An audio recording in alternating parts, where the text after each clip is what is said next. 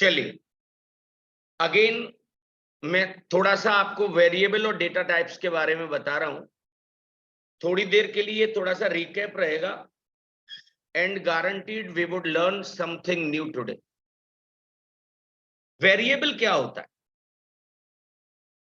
Variable is a name, एक नाम है given some location in the program memory. Let's say मैं यहां पर आपको बता दूं, जैसे मैंने लिखा int n और उसकी एक वैल्यू रख दी विच इज 10। ये जितने भी काम होते हैं ना वो रैम के अंदर होते हैं। जितने भी जो काम होते हैं ना वो किसके अंदर होते हैं? रैम के अंदर। ये मैंने एक वेरिएबल बनाया, दिस इज वन वेरिएबल। इसका एक नाम है which is known as what? n। और उसके अंदर मैंने एक वैल्यू स्टोर कर ली है विच इज व्हाट? 10। अब आप इसे पढ़िए, variable is a name given some location. अरे भाई ये तो होगी रैम, होगी रैंडम एक्सेस मेमोरी। जब भी कभी आप कोई वेरिएबल डिक्लेयर करते हैं और उसको कोई वैल्यू देते हैं तो उस लोकेशन को एक नाम ही तो मिलता है। In that we store some value. उसके बाद बोला ये सारे कैरेक्टरिस्टिक्स बता रहा हूं आपको वेरिएबल के। It's value changes at run time. आप इसकी वैल्यू को कभी भी चेंज कर सकते हैं। जैसे अभी आपने n में 10 रखा, लेट से मैंने अब इसकी वैल्यू 20 कर दी, उसके बाद मैंने इसकी वैल्यू 30 कर दी, तो भाई साहब 10 हटेगा 20 आ जाएगा, 20 हटेगा 30 आ जाएगा। तो आप इसकी वैल्यू को ड्यूरिंग दी प्रोग्राम आप इसकी वैल्यू को बार बार चेंज कर सकते। वेरिएबल का वैसे भाव भी यही होता है, रीजन भी वही होता है, उसका मतलब भी वही होता है कि जिसकी वैल्यू चेंज हो जाए ना, जिसकी वैल्यू चेंज हो जाए उसको हम वेरिएबल कहते हैं। उसको हम क्या कहेंगे? वेरिएबल। सो यहां पर बताना चाहूंगा it is a temporary memory. What do you mean by this? जब इस वेरिएबल का स्कोप खत्म हो जाता होगा, what do you mean by scope? Java में ज्यादातर काम कहां करा रहे हो आप? Public static void main. अरे पी का मतलब पब्लिक, स्टैटिक वॉइड मेन। यहां से चीजों की शुरुआत की, यहां पर आके खत्म कर दिया। अब लेट से आपने ये वेरिएबल यहां बनाया था इस जगह पर, इसकी जो रेंज है ना वो यहीं तक है। जैसे ही ये स्कोप खत्म होता होगा ये वेरिएबल फिर एक्स हो जाता होगा। एक्स आपने देखा होगा कार वार होती हैं, ये सांसद विधायक लिखते रहते हैं ना एक्स एमपी, मतलब वो एमपी का मोह जो होता है ना, उनका लगाव, जो उस डेजिग्नेशन से उनका अटैचमेंट होता है, उसे वो छोड़ नहीं पाते। जब होते हैं तो लिखते हैं एमपी और एमएलए, जब हट भी जाते फिर भी एमपी, और एमपी बड़ा होगा एक्स को छोटा लिखते हैं ई एक्स को। What I am trying to say उनका स्कोप खत्म हो गया। Same concept is here. यहां कह रहा है ना it is a temporary memory, it clear automatically once program what stopped. आप ऐसे समझ लो जैसे मछली का जीवन तब तक है जब तक वो एक्वेरियम के अंदर है। एक्वेरियम यू नो ना, पैसे वाले लोगों के घर पे मिलता है, राइट, जिसमें पानी में वो मछली तैरती रहती है। आपको ये कैसे पता लगे ये पैसे वाला इंसान है? घर में कुत्ता हो, मछली के लिए वो एक्वेरियम हो बड़ा सा, राइट, इसका मतलब समझना घर चैन से चल रहा है। हमारे घर में नहीं है, दोनों में से कोई चीज नहीं है।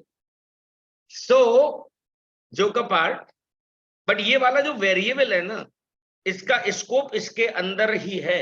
जैसे ही बाहर निकालोगे तो मर जाएगा ये, यानी कि आउट ऑफ द स्कोप आप वेरिएबल को यूज नहीं कर सकते। जो नाम होते हैं ना, नाम, उनको आइडेंटिफायर भी कहते हैं। Identifier is nothing, it is a name. Name of a variable, of a method, of a class. हालांकि अभी ये हैवी वर्ड यूज कर लिए मैंने आपके सामने, क्लास, मेथड, अभी इनकी हमें जरूरत नहीं. सो वेरिएबल नेमिंग, जैसे बच्चा घर में पैदा होता है उसके नाम वाम पे बड़ी रिसर्च होती रहती है. पंडित जी आते हैं, अगर आप मुस्लिम तो मौलवी आते होंगे, पंडित जी आते हैं और वो बता इनिशियल लेटर बता के चले जाते हैं कि इस बच्चे का नाम डी पे निकालो. अब डी पे बहुत सारे नाम होते होंगे घर में, जिसकी चलती होगी उसकी मान ली जाती होगी, भाई डी पे इस बच्चे का आज के बाद ये नाम होगा. तो मैं आपको दो टर्म आपको बताने जा रहा हूं, नेमिंग कंडीशन और नेमिंग कन्वेंशन. नेमिंग कंडीशन जो होती है ना, these are as per compiler. मैं तो ये कहूंगा ये रूल्स होते हैं. नेमिंग कंडीशन जहां होती है उनको रूल कहा जाता है. Rule has to be followed. Rules को आपको फॉलो करना पड़ेगा. सो these are as per compiler. It contains only the alphabets. It contains only alphabets. अरे एक वेरिएबल के नाम में लेटर, डिजिट, अंडरस्कोर सब कुछ हो सकता है. क्या नहीं होना चाहिए? स्पेस नहीं हो सकता, स्पेशल लेटर्स नहीं हो सकते, एक्सेप्ट टू अंडरस्कोर और डॉलर का साइन तो यूज होता है. कीवर्ड्स यूज नहीं होते, कीवर्ड्स आर द रिजर्व. और एक वेरिएबल का नाम मैक्स 255 लेटर्स का हो सकता है. Naming condition are same for all identifiers. ये कंडीशन चाहे वो क्लास का नाम हो, वेरिएबल का नाम हो, मेथड का नाम हो, सबके लिए सेम होते हैं. बट ध्यान रखना, जो कन्वेंशंस होती है ना, कन्वेंशंस वो हर एक की अलग अलग होती है. तो अभी तो आप वेरिएबल सीख रहे हैं तो उनकी कन्वेंशन सीख लेना. बहुत इंपॉर्टेंट बात बताऊंगा, इसे दिमाग में आप चिपका लेना. राइट, आइडेंटिफायर किसको कहते हैं भाई? जितने भी नाम होते हैं बेटा, क्लास का नाम, इंटरफेस का नाम, वेरिएबल का नाम, ऑब्जेक्ट का नाम, मेथड का नाम. बट इनमें से मुझे पूरा विश्वास है आपको भी वेरिएबल का नाम पता है. मतलब आप मेरी एक्सपेक्टेशन के स्टूडेंट होंगे, मेरी ही एक्सपेक्टेशन के स्टूडेंट होंगे, तो अभी तक आपको वेरिएबल आता है बस. मैं दूसरा पॉइंट आपको नेमिंग कन्वेंशंस बता रहा हूं. Convention is not a rule, it is known as recommendations. इनको बेसिकली हम लोग रिकमेंडेशन कहते हैं. Right, what we say recommendation. और रिकमेंडेशन, कन्वेंशन हर आइडेंटिफायर की अलग अलग होती है. These are different for different identifiers. अब वेरिएबल की कन्वेंशंस क्या हो सकती हैं भाई? ये हमेशा एक लेटर से स्टार्ट होना चाहिए और वो भी लोअर केस लेटर होना चाहिए. एग्जाम्पल के तौर पे, जैसे मैंने कहा नेम, तो नेम का एन छोटा होना चाहिए. बड़ा कर दूंगा तो क्या हो जाएगा? कुछ नहीं होगा, वो भी चलेगा. बट इंडस्ट्री में कुछ स्टैंडर्ड्स होते हैं, उन्हें आपको फॉलो करना चाहिए. और जो आदत शुरू में लग जाएगी ना, वही आदत जीवन भर लगी रहेगी. If variable contains the multiple words, तो क्या होना चाहिए? पहले वर्ड का पहला लेटर छोटा होगा और जो कंजेगेटिव वर्ड्स होते हैं उनका पहला पहला लेटर कैपिटल होगा. लेट्स से मैंने कहा फर्स्ट नेम, मेरा एफ बड़ा सा लग रहा होगा, बट है छोटा. ये फर्स्ट नेम, फर्स्ट का एफ छोटा है और नेम का एन कैपिटल है. ऐसे मैंने कहा लास्ट नेम, लास्ट का जो एल है वो छोटा है और नेम का जो एन है ना वो कैपिटल है. सो ये कुछ पॉइंट्स मैंने आपको इसमें बताए। देखिए कह भी रहा है first word with lower case and next word start with what, upper case. वैसे टेक्निकली अगर मैं आपको बताऊं तो इसको कैमल केस कहा जाता है। कौन सा केस? कैमल। ऊंट होता है ना, उसकी स्टार्टिंग, पीछे से कर रहा हूं, उसकी स्टार्टिंग बिल्कुल नीचे से होती है, राइट, बीच में फिर बड़ा सा होता है, उसकी गर्दन फिर और बड़ी होती होगी, राइट। तो यानी कि कैमल केस वर्ड कहां से, आई डोंट नो, बट मैं आपको याद रखने का तरीका बता रहा हूं। वर्ड की शुरुआत स्मॉल लेटर से होती है। कुछ एग्जांपल्स दे रखे हैं, देखिए आप। एम्प्लॉय डिपार्टमेंट नेम, तो एम्प्लॉय का ई छोटा है, डिपार्टमेंट का डी देखो, नेम का एन देखो। सर मैं अगर सब कुछ छोटा छोटा लिख दूं तो कोई दिक्कत नहीं है, but variable name should be sensible. आप कभी मुझे, आप through out like 80 to 90 days मेरे साथ रहने वाले हैं आप मुझे कभी भी देखना, मैं कभी भी गलती नहीं करता। वेरिएबल का नाम कभी रखूंगा तो दिमाग में सेट हो चुका है कि ये रूल फॉलो करने हैं मुझे हमेशा। एम्प सैलरी, एम्प का ई छोटा है, सैलरी का एस कैसा है, कैपिटल। बहुत सारे बच्चे थोड़े स्टब्बन होते हैं, नहीं सर सी वाले सर ने तो काम इतने से ही चला दिया, लूप फूप यूज करते थे तो आई और जे लगाया। मुझे पता है आपका पूरा जीवन 8-10 वेरिएबल में चला गया होगा, एबीसी, N1 N2 XY। वो वेरिएबल का नाम सेंसेबल नहीं है मेरे भाई, वेरिएबल नहीं। क्योंकि अब आप रियल टाइम एप्लीकेशन के बारे में सोचिए, ये पढ़ क्यों रहे हैं आप? आपको कहीं ना कहीं कोई जॉब चाहिए आईटी में, that is why you are learning. तो वहां पर एबीसीडी और XYZ नहीं चलने वाला, वहां पर ये चीज चलेगी। जो रियल टाइम में जो चीज होती है वो मैं आपको बताने की कोशिश कर रहा हूं। How we declare a variable, you know that. So यहां पर इंटीजर का बना दिया। अब आप मुझे डिबेट मत करना, why you are creating the integer. भाई एम्प्लॉय नंबर हो सकता है 100-200, है तो नंबर ही ना। एम्प्लॉय का नाम, सैलरी दशमलव में हो सकती है, सैलरी दशमलव में हो सकती है। तो यहां पे लिखा मैंने 3.7, 3.7, मतलब इतनी कम सैलरी तो नहीं होती होगी, चलो कुछ कर लेते हैं, ऐसे समझ। 50,000.37, तो उससे मैंने डबल डेटा टाइप ले लिया। डिपार्टमेंट का नाम, जेंडर, जब बड़ा लेंगे मेल फीमेल, जहां ज्यादा लेटर्स होंगे उनके लिए हम इसका यूज कर लेते होंगे, दैट्स इट। वैल्यू असाइन करनी है, employee name 1001 name DD, this is the salary. Department मान के चलो IT DPT, IT department. Gender क्या है भाई, जेंडर इज मेल। एज कितनी है, विच इज 42। ऐसे करके आपने ये वैल्यू, जो वैल्यूज आपने दी है, this is known as what, assignment. इसका जो टू बी प्रिसाइज जो नाम होता है ना, उसको हम बेसिकली इनिशियलाइजेशन के नाम से जानते हैं। इतना जो भी मैंने आपको पढ़ाया है, आपकी नॉलेज को सिंपल रिफ्रेश किया है। इसके बाद जो भी कुछ आप सीखेंगे, एवरीथिंग इज न्यू। आज मैं एक टॉपिक पढ़ाने वाला हूं, मेमोरी मैनेजमेंट बाय जेबीएम। सो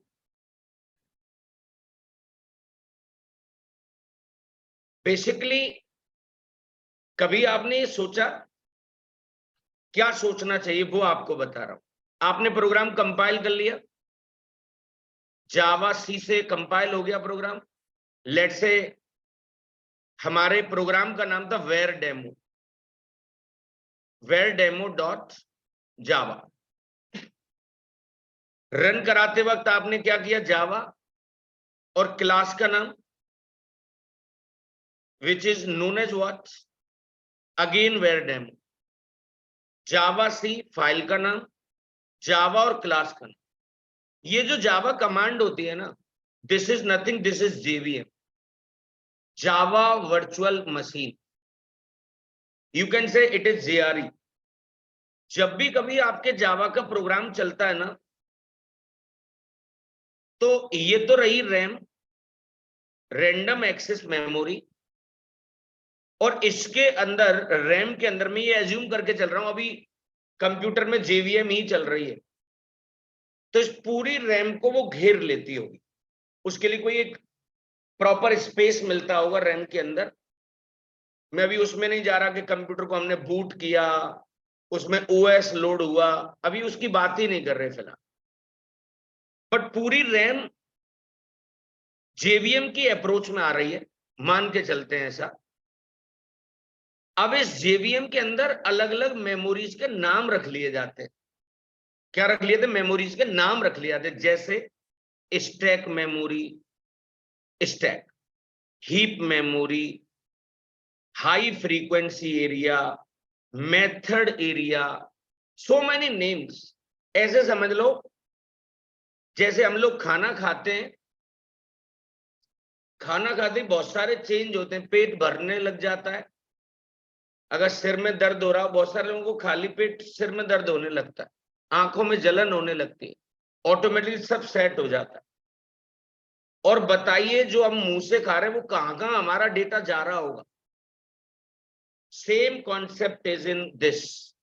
जब आप जावा का प्रोग्राम बना रहे होते हैं तो वो मेमोरी के अलग अलग सेगमेंट्स में जाता है। तो मैं आपको आज तो पूरा नहीं पढ़ा सकता, बट जिस तरीके से खाना खाने के बाद ये खाना अलग अलग बॉडी के सेगमेंट्स में चला जाता है, मैं बायो का स्टूडेंट ज्यादा नहीं रहा, बट कहीं ना कहीं तो हर इंसान के पास ये हर कंपोनेंट्स के पास चीज पहुंची रही होगी ना। Same concept is here. Java का program always run under the control of JVM, under the control of JRE.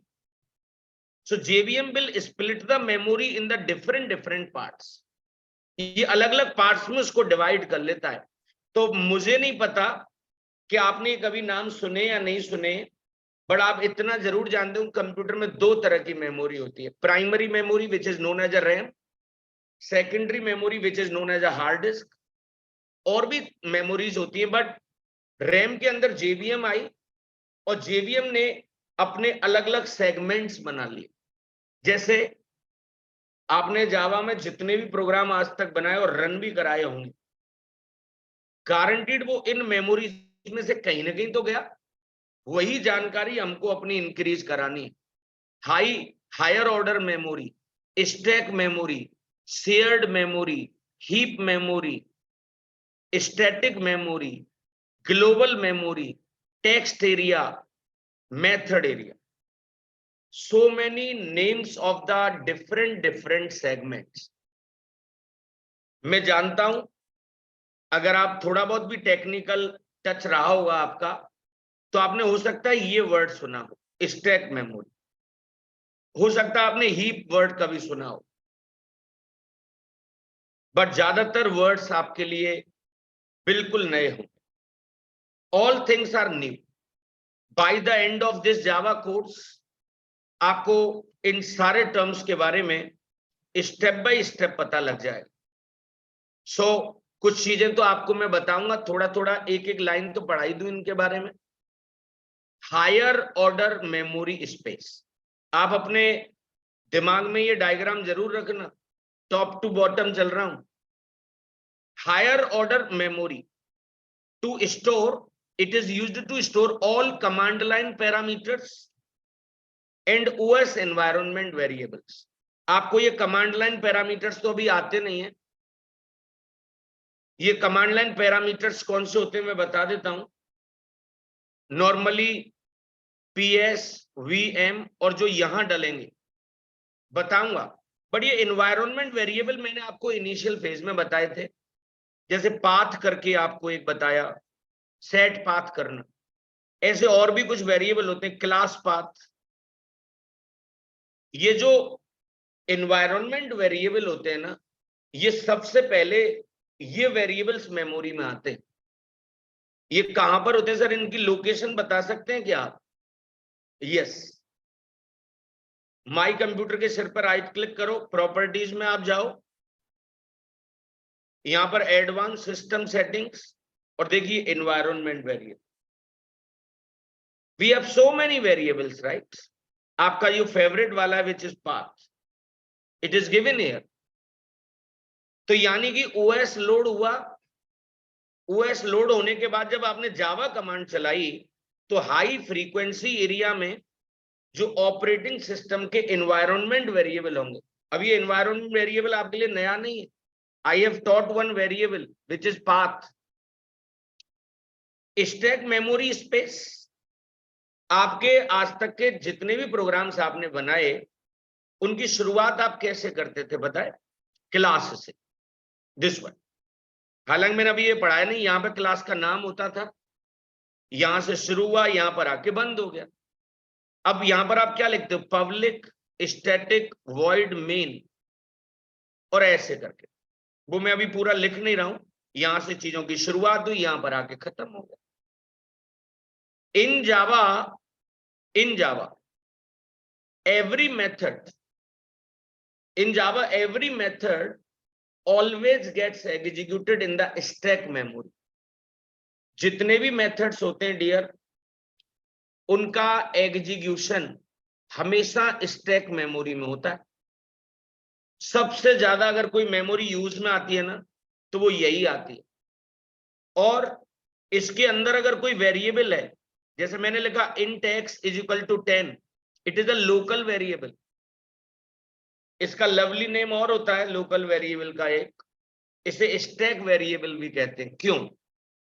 जब हमारा मेथड स्टैक मेमोरी में एग्जीक्यूट हो रहा है, जब हमारा मेथड स्टैक मेमोरी में एग्जीक्यूट हो रहा है, तो मेथड के अंदर के जो वेरिएबल होंगे वो कहां पे बनेंगे बताओ? स्टैक मेमोरी में बनेंगे। अरे भाई इसे ऐसे समझो, मेरा घर शास्त्रीपुरम में है, तो मुझसे मेरी समझ में ये क्वेश्चन बिल्कुल भी नहीं पूछा जाना चाहिए कि आप रहते कहां पर है। अरे इंसान तो घर में ही रहता है, और घर कहां पर है? शास्त्रीपुरम में। सेम कॉन्सेप्ट है। अगर मेथड हमारा स्टैक मेमोरी में एग्जीक्यूट हो रहा है, तो मेथड के अंदर के वेरिएबल कहां होंगे? लोकल वेरिएबल कहां होगा? स्टैक में होगा। ऑब्वियस है, क्योंकि उसके अंदर ही है ना वो। तो यहां पर देखिए, टू स्टोर द, ये महसूस करते रहना, मैं हटा दे रहा हूं, to store all local variables. Stack memory का एक नेचर होता है कि वो एक पैटर्न को फॉलो करती है, उसको लीफो कहते हैं। क्या कहेंगे? लीफो। ये मैं आगे चल के डेप्थ में बताऊं। लास्ट इन फर्स्ट आउट, जो चीज सबसे लास्ट में आई होगी वही सबसे पहले निकलेगी। अब कोई पत्नी किसी पति के साथ गई, किसी के नहीं, उसी के पति के साथ गई बाजार में, और चूड़ी पहन ली उसने। अब पति कहीं मेडिकल से दवाई लेने चला गया, जब तक पत्नी ने चूड़ियां पहन ली। होते ना कॉस्मेटिक की शॉप्स होती हैं, पति आए, क्या पहन लिया तूने ये? राइट, चेंज इट, कलर ही पसंद नहीं आ रहा मुझे। अब पति को खुश रखने की जिम्मेदारी तो है, पैसा तो वही खर्च करेगा। तो जो चूड़ी वाले ने जो चूड़ी पहनाई ना, जो लास्ट में जो चूड़ी पहनाई होगी वही सबसे पहले निकलेगी। यानी कि जो चूड़ियों का जो पैटर्न है पहने का, वो भी लीफो स्टाइल में होता है, लास्ट इन फर्स्ट आउट। नहीं सर, आजकल मॉडर्न जमाना, लोग चूड़ियां नहीं पहनते। लोग नहीं, महिलाएं चूड़ियां कम पहनते हैं आजकल। आप बुफे में गए कभी? बफर की बात कर रहा हूं, प्लेट्स रखी रहती हैं, लास्ट में जो प्लेट होती है ना, सबसे पहले उसी को कुर्बान होना होता है भाई। Last in first out. I hope you got it. इसको अभी बस इतना ही समझो कि जो लास्ट में आता है वही सबसे पहले। This memory space grows automatically as long as shareable memory available for it. If stack filled, it raises, एक एरर आ जाती है, स्टैक ओवरफ्लो एक्सेप्शन। एक्चुअल में होता क्या है, स्टैक को एक इनिशियल स्पेस मिलता होगा। लेट अस अज्यूम अब वो खत्म होने जा रहा है, तो एक अलग से मेमोरी होती है, रिजर्व मेमोरी, जो शेयर्ड मेमोरी। उसमें से फिर वो शेयर्ड मेमोरी को यूज करता, बट वो भी भर गई।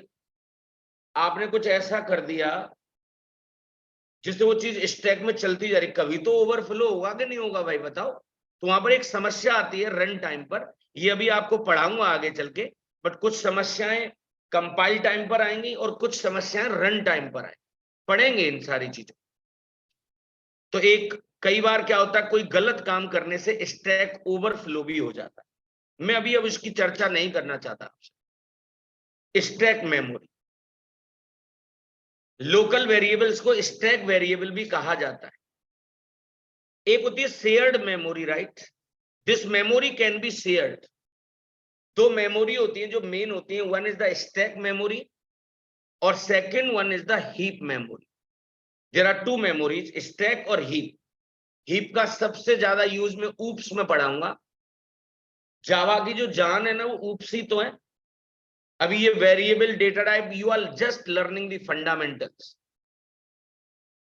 सी की कमियों को दूर किया जा रहा है यहां। This memory can be shared by both stack and heap memory. This memory can be shared by both stack and heap. यानी जैसे stack भरने लगता है वो शेयर्ड मेमोरी को यूज करता है। ऐसे समझ लो ये तीन ब्लॉक्स हैं, ये स्टैक का था, ये हीप का था और ये शेयर्ड एरिया है। अब आप ऐसे समझो जब ये भरने लगता होगा तो ये फिर शेयर्ड को इंक्रोच करेगा।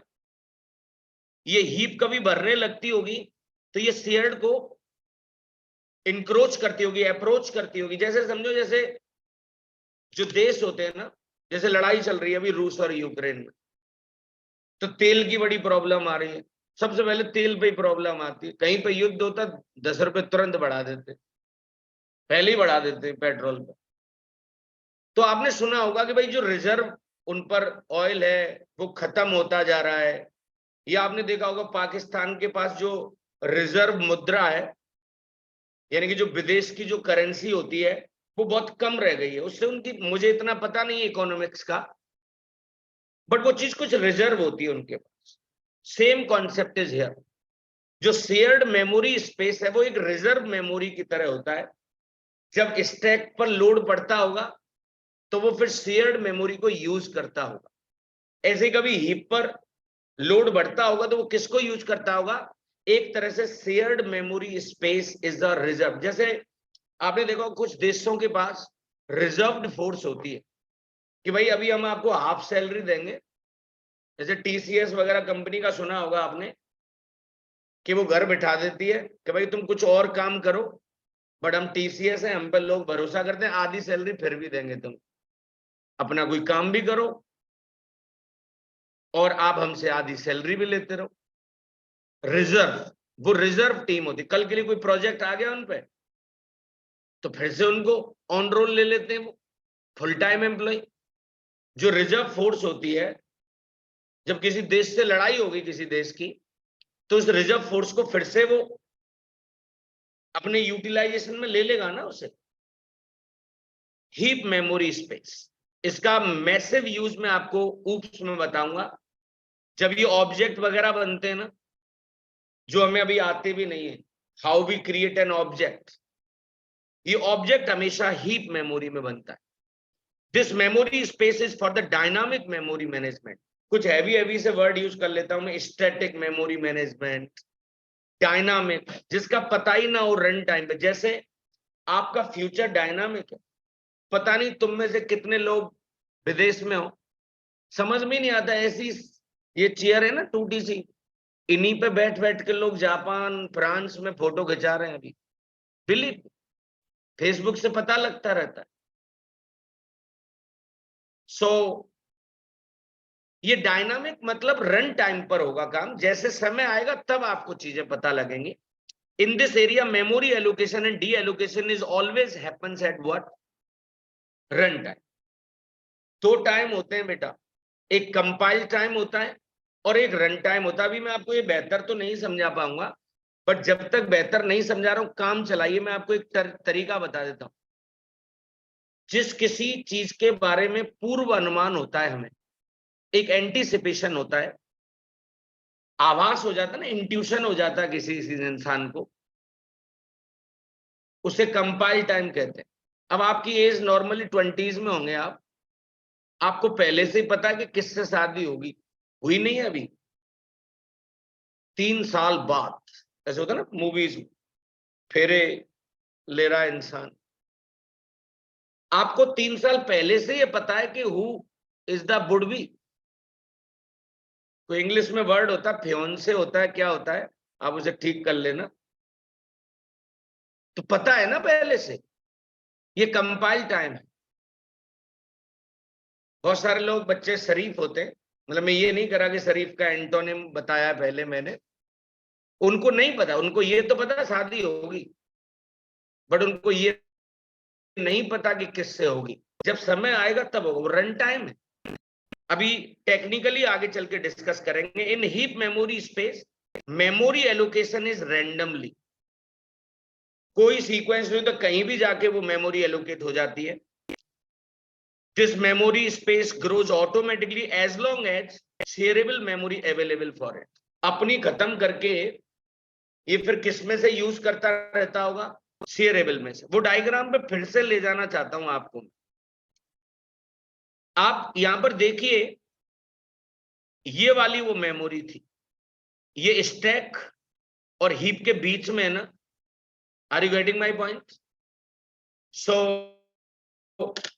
ये कुछ कहानी मैंने आपको इसमें बताई, घर पे जाके जब आप ये नोट्स पढ़ेंगे ना, आपको गारंटीड ये समझ में आएगा। इस क्लास के जस्ट बाद में अभी आपके ग्रुप में ये चीज डाल दूंगा। Text memory space, this memory contains all Java program instructions, Java libraries, basically जो जावा की प्री डिफाइंड लाइब्रेरीज होती हैं वो इस जगह पर आती होंगी। जो प्रोग्राम में डबल कोट्स में जो इंस्ट्रक्शंस लिख रहे हैं वो इसके अंदर आती हैं। एक स्टैक मेमोरी का डायग्राम यहां पर बता रहा है, to store all local variables. ये मैं प्रैक्टिकली एक बार आपके सामने प्रूव करना चाह रहा हूं। टू स्टोर ये पढ़ा चुका हूं आपको मैं, right? This memory space grows, यानी कि मैं यहां लिख देता हूं, this demo is for stack memory understanding. एक क्लास बनी, ये शौकिया तौर पर पब्लिक लगा दिया, नहीं लगाएंगे तब भी चलता है, और हटा ही दो ना जब तक आता नहीं है हमको। वैसे आपको नाम तो पता था, public is an access specifier.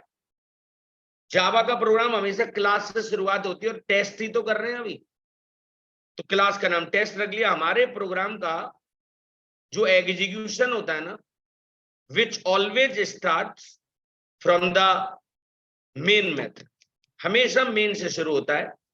सो देखिए ये स्टैक मेमोरी है, this is the stack memory, right? ये इसकी शक्ल सूरत थोड़ी सी खराब हो गई है, मैं आपको ये डायग्राम एक बार बेहतर तरीके से एक बार बताना चाहता हूं। हाउ वी डू दिस, इनको वैल्यूज वगैरह कैसे दी जाती हैं और इनको कैसे प्रिंट कराया जाता है। तो क्यों ना इस प्रोग्राम को मैंने यहां से उठा लिया है। I am just going to teach you कि एज सच ये मेमोरी में किस तरीके से बन रहा होगा। कोई भी एक एडिटर ऑन किया मैंने, just paste it here, class बन गई, ये स्टैक हटा दीजिए। सी, क्योंकि अभी हमें स्टैक मेमोरी में इंटरेस्ट है, दिस वन। वैसे मैं आपको एक चीज और बताना चाहता हूं, इस एरिया को मेथड एरिया कहते हैं। कौन सा एरिया कहते हैं? Method area. ये मेरा स्टैक है और this is my what, heap memory. और भी थे, मैंने अभी अपने मतलब के बना लिए। आप मेरा एग्जाम्पल लीजिए, आई एम फ्रॉम आगरा, और आगरा में भी मैं शास्त्रीपुरम में रहता हूं। वो मेरा रेजिडेंस है, बट मेरा इंस्टीट्यूशन कहां पर है? खंडारी पे। सी, मेरा रेजिडेंस शास्त्रीपुरम पर है, बट मैं काम करने के लिए खंडारी आता हूं। ठीक उसी तरह से जितने भी मेथड होते हैं, ये मैं आपकी नॉलेज बढ़ा रहा हूं, जितने भी मेथड होते हैं ना, उनका रेजिडेंस जो होता है ना, वो मेथड एरिया अलग से है। जैसे ये मेन हो गया, वो यहां होगा। इस प्रोग्राम को जब एग्जीक्यूट किया जाता होगा, जैसे मेन को कौन रन कराता है पता है? जेवीएम। जब ये प्रोग्राम में जब ये मेन रन होता है, तो ये टेम्परेरली इस जगह पर आता होगा, इस जगह पर। जैसे मैं सुबह अपने घर से शास्त्रीपुरम से चल के आया हूं ना, खंडारी पर परफॉर्म करने के लिए, पढ़ाने के लिए। ऐसे समझो जैसे कपिल शर्मा का शो हो रहा है, ये बैकएंड है, जहां पर लोग जो सस्ते वस्ते होंगे, और यहां पर अब ये परफॉर्म करने आया है। जैसे इसका काम खत्म हो जाए, यहां से फिर वहीं चला जाएगा ये। जैसे कोई सी परफॉर्मर ने अपनी परफॉर्मेंस दे दी, परफॉर्म करने के बाद वो चला जाता होगा। तो भाई साहब, जब ये यहाँ एग्जीक्यूट हो रहा है, देखो एम्प नम, वो यहां बना होगा, एम्प नेम, सैलरी, डिपार्ट, ये सब इस जगह पर बन रहे होंगे मेरे भाई। जैसे ही ये खत्म होगा, जैसे ही देखिए इसमें वैल्यूज दे रहा है, these all are the values. इनको प्रिंट भी करा दिया, जैसे सी में प्रिंट एफ होता है, जावा में उस जगह पे प्रिंट एलएन होता है। आपको एट लास्ट में बस ये बताऊंगा, once control come out of the main method, जैसे ही एग्जीक्यूशन का जो कंट्रोल है वो मेन से पहले बाहर निकलता होगा ना, मेन से बाहर निकलता होगा,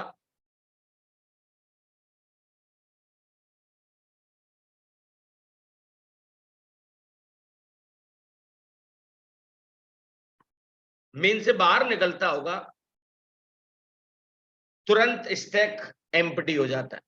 इतना तो आप समझ ही पा रहे होंगे, इंडियन आइडल में कोई बच्चा गाना गाने आता है, उसकी जैसे ही वो गाना खत्म होता है, वो लौट के फिर चला जाता है ना, ताली वाली बजा के लोग निकल जाते हैं। सेम कॉन्सेप्ट है। तो इसको स्टैक मेमोरी को मैंने कई सारी बुक्स में टेम्परेरी मेमोरी भी सुना है। देखिए, once control come out of the main, जैसे ही कंट्रोल, जो एग्जीक्यूशन का कंट्रोल होता है, मेन से बाहर निकलता होगा, स्टैक बिकम्स व्हाट? एम्प्टी।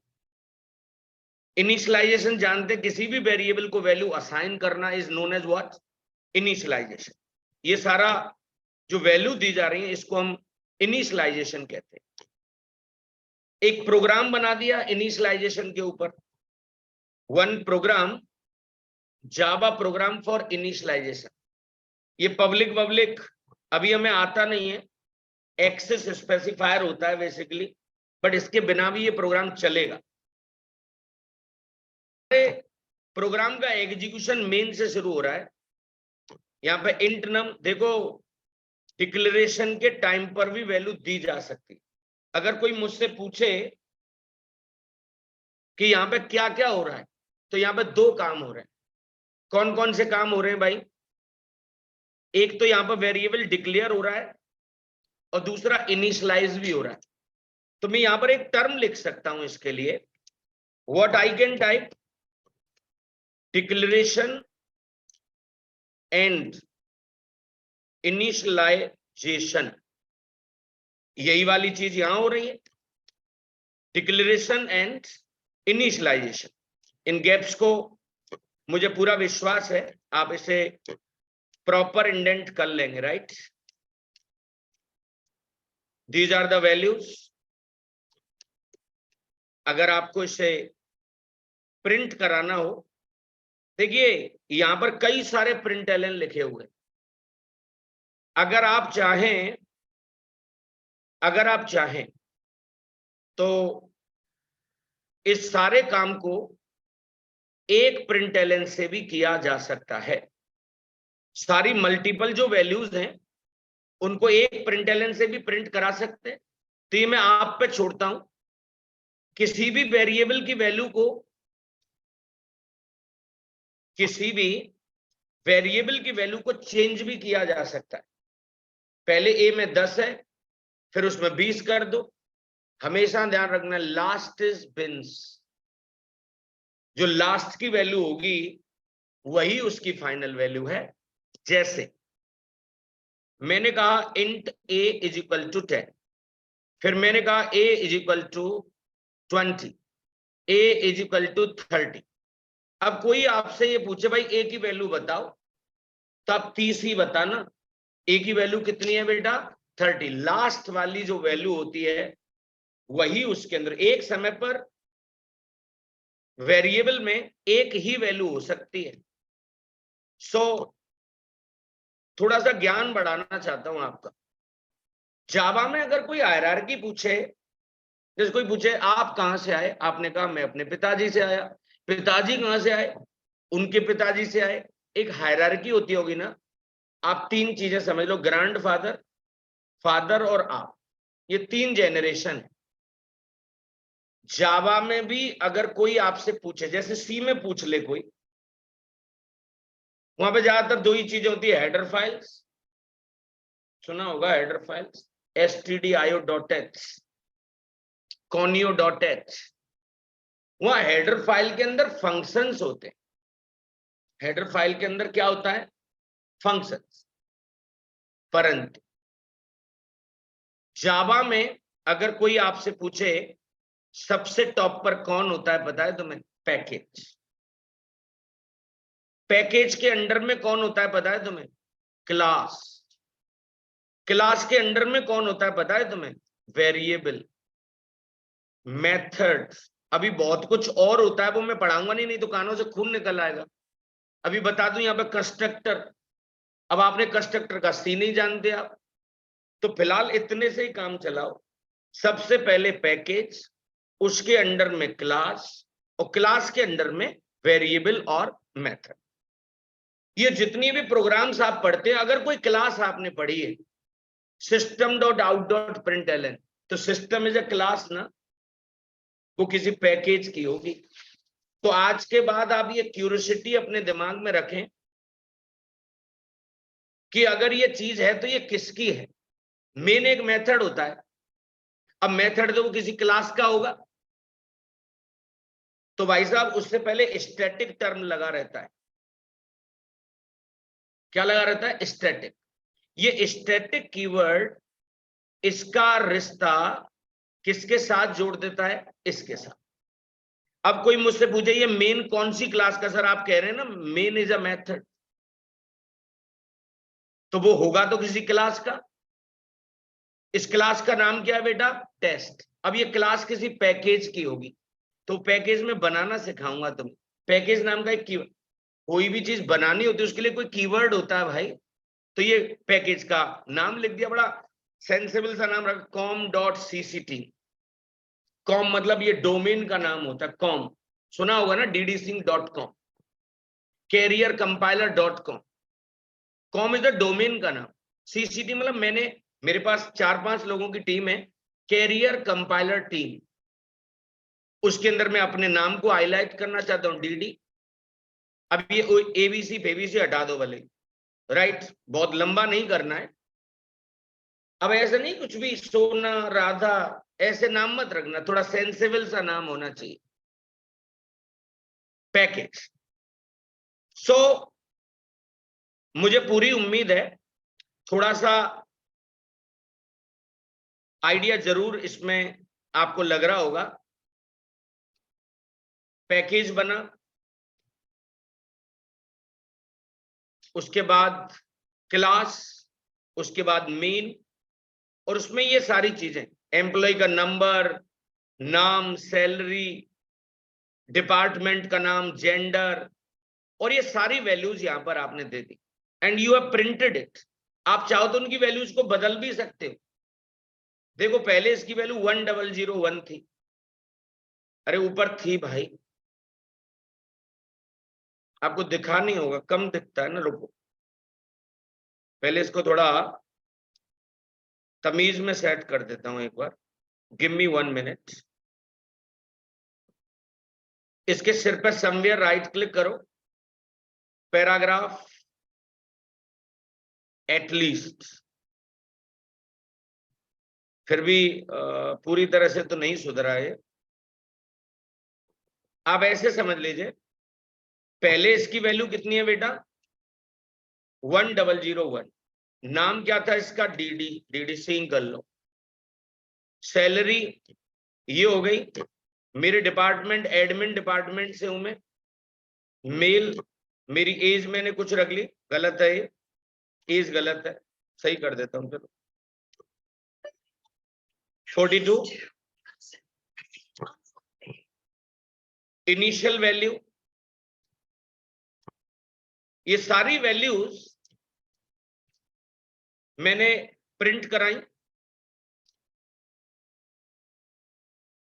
इसको बस ये जो स्पेस विस्पेस जो कर रहा हूं, which is known as indentation, अलग अलग वैल्यूज को प्रिंट करा रहे। नाउ ये प्रूव कर रहा हूं वेरिएबल की वैल्यू को चेंज किया जा सकता है। ये स्कॉट नाम क्यों रखे हम, मैं अपने बेटे का नाम लिख देता हूं, देव सिंह। सैलरी में तो चाहता हूं मुझसे ज्यादा ही कमाए, और ज्यादा पैसा बस एक ही जगह पर है भाई, सेल्स। जिस इंसान को बेचना आ गया ना, सेल्स आ गई, ही और सी कैन डू एनीथिंग। सो इसका जेंडर बदल देते हैं, मेल। एज बहुत छोटा है अभी, बट ध्यान रखना जो वैल्यू अभी डाली है ना, वो वैल्यू प्रिंट होंगी अभी। आई होप आप मेरी फीलिंग्स को समझ गए होंगे।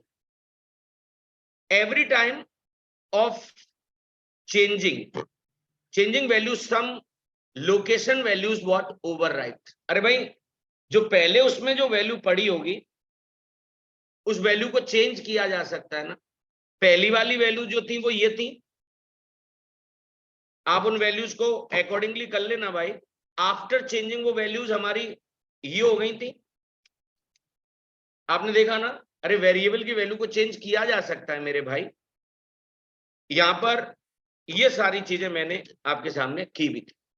तो वेरिएबल की वैल्यू को चेंज किया जा सकता है। Can you do it on your own, क्या आप भी कर सकते हैं ऐसे? ये कई बार मैं आपको पढ़ाऊंगा प्रैक्टिकल। एक टर्म में यहां पर multiple variable displaying in a single statement. अभी आपने देखा होगा हर प्रिंट एलन से हम एक ही वैल्यू प्रिंट करा रहे हैं, पर आप एक ही प्रिंट एलन से सारी वैल्यूज को भी प्रिंट करा सकते हैं। तो आपको एक ऑपरेटर यूज करना पड़ेगा, प्लस। आदमी अपने पहले प्यार को कभी नहीं भूल पाता। मुझे नहीं पता आपके साथ ऐसा है या नहीं है, बट एनालाइज करना। ये प्लस पूछो आपसे, ये प्लस क्या है, 2 मिनट में बता देंगे सर, इससे एडिशन होता है। मैंने सही कहा ना, आपने पहले मैथ पढ़ा होगा। तो मैथ इज द पहला लफ्ज। इसको क्या कहते हैं ये मैं आपको आज बताऊं। जब इस प्लस के दोनों तरफ न्यूमेरिक वैल्यू हो तो इसे एडिशन कहेंगे, बट एक तरफ डीडी हो और दूसरी तरफ 42 हो, इस प्लस के किधर भी, इस प्लस के किधर भी अगर non numeric value, again I am repeating, इस प्लस के अगर किधर भी इधर लेफ्ट और राइट और बोथ साइड अगर कोई नॉन न्यूमेरिक वैल्यू है तो इसे कुछ भी कहना, बट एडिशन मत कहना। क्या कहना चाहिए सर फिर इसे? इसको फिर हम कॉन्केटिनेशन ऑपरेटर कहते हैं। कौन सा ऑपरेटर होता है? कॉन्केटिनेशन। यहां पर दोनों तरफ numeric value, then you can say it is addition. इससे चीजें चिपकेंगी, चीजें चिपकेंगी, इससे चीजें कैलकुलेट होती हैं। C, plus is used for concatenation of the text and variables. इसे कॉन्केटिनेशन कहते हैं, इसका मतलब ज्वाइन होती हैं चीजें। सी, यहां पे इस बात को बता रखा है, if both operands are integer, जब दोनों तरफ इंटीजर होता है ना मेरे भाई, तो ये एडिशन है। देखिए, जानने में और समझने में अंतर तो होता है भाई। मैं जानता हूं आपको ये चीजें आती भी होंगी, बट मैं आपके सिर पे F5 प्रेस कर रहा हूं। मेरा मानना यह फाउंडेशन जिसका अच्छा होता है वही ज्यादा मंजिलें अपने ऊपर बनवा सकता है। सो अगर आपको लगता है नहीं sir concatenation is a new word for me, then you are suppose to appreciate this thing. At least one operand जिनके ऊपर वर्क होता है उन्हें ऑपरेंड कहते हैं, जो प्लस माइनस होते हैं उनको ऑपरेटर कहा जाता है। At least one operand is a string, then it is a what, concatenation. Concatenation means joining together side by side. अब इसके ऊपर भी कमबख्त के ऊपर एक एग्जाम्पल है। अरे पहले हर प्रिंटलन से एक वैल्यू प्रिंट हो रही थी, एम्प्लॉय आईडी, एम्प्लॉय का नाम, हर एक के लिए 10 वेरिएबल थे, तो आपने 10 प्रिंटलन लगाए। मैं अब ऐसा नहीं करूंगा, मैं यहां पर एक ही प्रिंटलन से काम चला दूंगा पूरा। देखो इसमें बीच बीच में प्लस प्लस मिल रहे होंगे। सो आप मुझे याद दिलाना, ये प्रोग्राम जो है ना वो मुश्किल से 5 मिनट लेगा। ये 5 मिनट में कल खर्च करूंगा, और कल बिल्कुल एक नया टॉपिक हम सीखेंगे। क्या पढ़ाऊंगा बता देता हूं अभी से। आप जावा पढ़ते हुए आपको समय हो गया, बट अभी जितना फ्री एंड सी का बच्चा जो होता है ना, सी का स्टूडेंट, प्रिंट है प्लीज एंटर फर्स्ट नंबर, और तपाक से जाके स्कैन एफ लिख देता है, स्कैन एफ। अब आप अपना कंपैरिजन करते होंगे उस बच्चे से, यार जब ये प्रिंट एफ लगाता है तो मेरे पास इसकी जुगाड़ तो है, इसकी जुगाड़ तो है बच्चे के पास। क्या जुगाड़ है भाई? System dot out dot print L. But जैसे ही वो इनपुट लेता है ना, जावा के बच्चे का मोरल डाउन हो जाता है। ऐसे समझो ठंड में जनवरी का महीना हो, नहीं नहीं दिसंबर का एंड हो, उसमें एक बाल्टी पानी ठंडा डाल दो, इनपुट वाली फीलिंग बता रहा हूं आपको, इनपुट लेना ही नहीं आता। तो कल सबसे पहले आपको स्कैनएफ का ऑल्टरनेटिव पढ़ाऊंगा जावा में, जिससे कि आगे चल के जब प्रोग्राम दूं मैं आपको, प्रोग्राम दूं तो आप उन्हें कर पाए। वैसे मैं आपकी नॉलेज टेस्ट करना चाहता था। आज के लिए चलिए इतना ही रखते हैं। Thank you so much guys.